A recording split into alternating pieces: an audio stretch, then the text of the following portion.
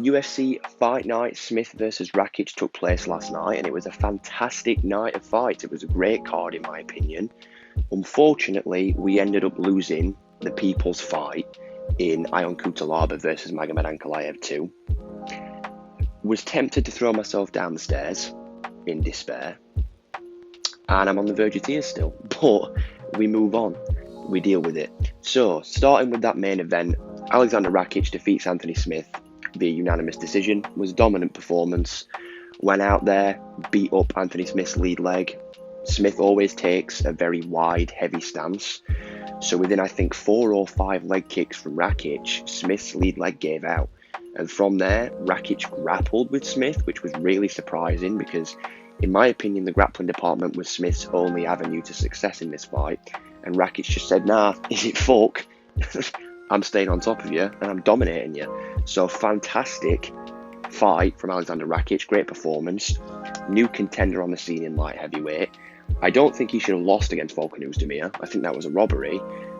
So Smith was ranked 5th and Rakic was ranked 8th coming into this fight.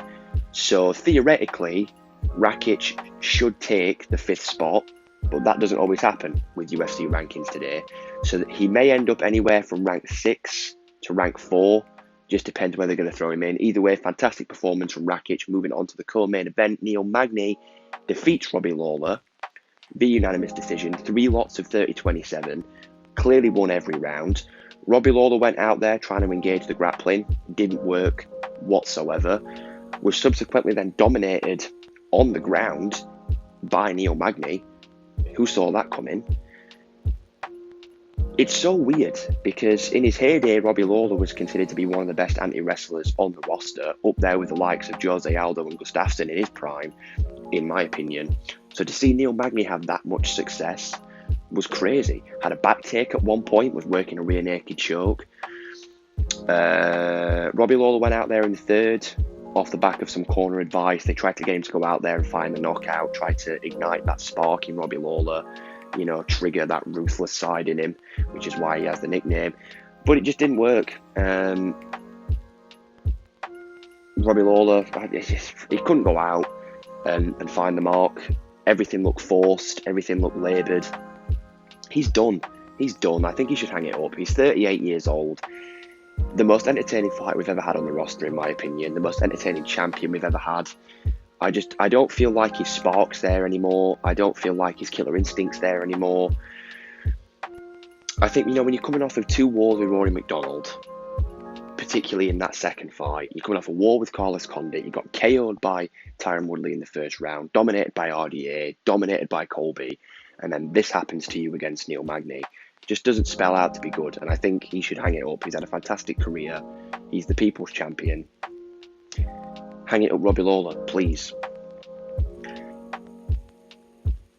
In terms of highlights next, Alessio De Chirico is defeated by Zach Cummins. Quite weird judging in this fight.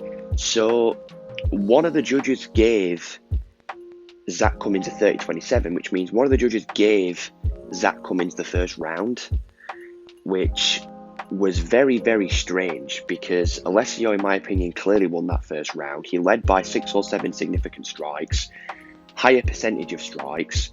Octagon control means jack shite.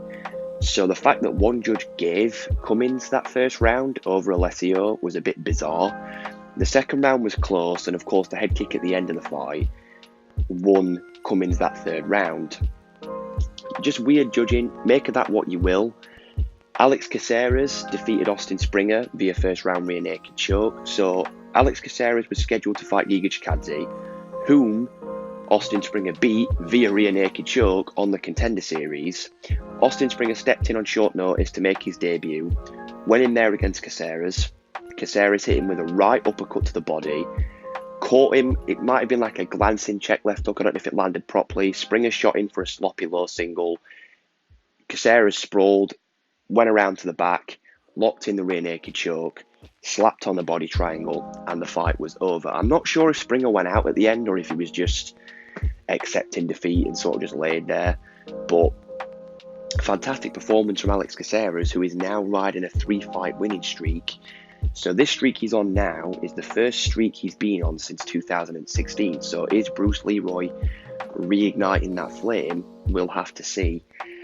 Impa Kasangane had a fantastic performance against Maki Pitolo. Pitolo looked good in the first half of the first round, and then Kasangane unloaded that Texas Chainsaw Massacre flurry and just unleashed on Maki Pitolo. And then from there, Pitolo couldn't find the mark. Kasangane was landing that right overhand all day long, was landing that left hook all day long. That 1-2 was there. He was landing good leg kicks, was pushing Pitolo against the fence a few times.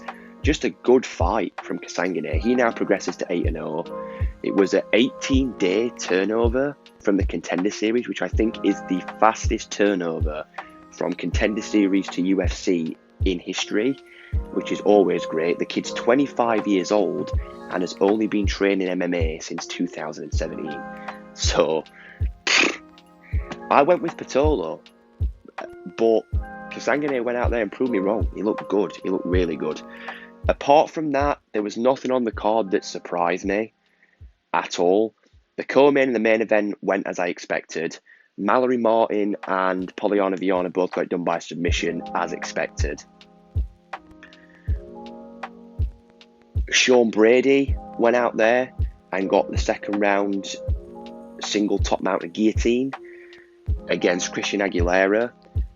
I thought Sean Brady was going to maybe get a third round TKO or a decision against Christian Aguilera. Sean Brady's striking looked good. That left hook was there. It was money.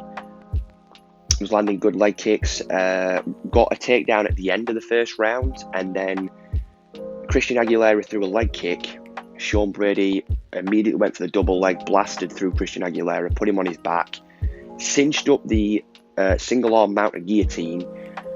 Aguilera sort of booked Brady off. Brady locked it back in, rolled straight back in again, and then Aguilera went frantic trying to shake Brady off and just cinched it back in and the fight was done.